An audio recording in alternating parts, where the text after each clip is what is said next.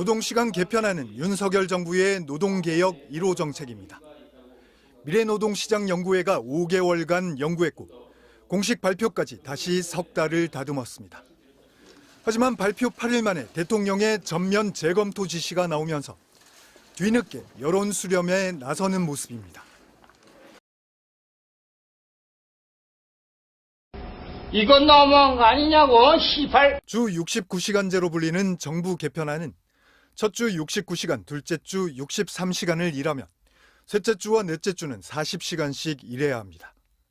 절반은 법정 근로시간만큼 일하지만 나머지 절반은 정부 스스로 정한 과로사 기준 시간을 훌쩍 넘깁니다. 이정식 고용노동부 장관이 연차 사용과 육아휴직 등의 불이익을 주는 악습을 전방위적으로 감독하겠다고 밝혔습니다. 이 장관은 어제 정책점검 회의에서 근로시간 위반과 임금체불, 연차휴가와 출산휴가, 육아휴직을 방해하거나 불이익을 주는 위법한 기업 문화에 대한 국민의 우려를 확인했다고 말했습니다. 특히 출산휴가와 육아휴직과 관련해 현행 제도도 제대로 사용하지 못하는 노동약자들이 많이 있는 게 현실이라며 근로자의 권리 행사를 위한 실효성 강화 방안을 마련하라고 지시했습니다.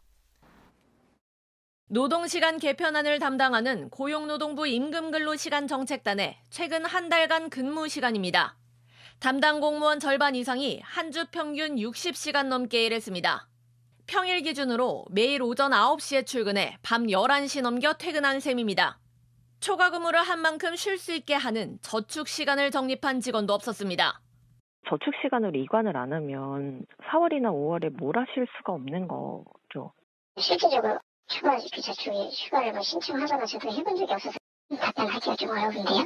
정부는 이번 개편으로 바짝 일하는 대신 몰아쉴 수 있다는 점을 강조해왔습니다. 하지만 담당 부서에서부터 정책의 비현실성이 드러났다는 지적이 나옵니다. 하지만 이 장관의 발언에 대해 노동계는 정부의 노동시간 개편안에 대한 반발이 커지자 이를 무마하려는 것이 아니냐며 냉랭한 반응을 보였습니다. 민주노총은 당연히 해야 할 고용부의 역할을 마치 무언가 새롭게 대단한 결심이나 한 것처럼 말한다며 그동안 사업장에서 행해진 불법을 제대로 감독하고 처벌하지 않았다는 양심 고백에 지나지 않는다고 일갈했습니다. 4주일 평균 주 64시간, 12주일 평균은 주 60시간. 이보다 더 오래 일하다 숨지면 통상 업무상 과로사로 인정됩니다. 고용노동부가 고시로 정한 기준입니다.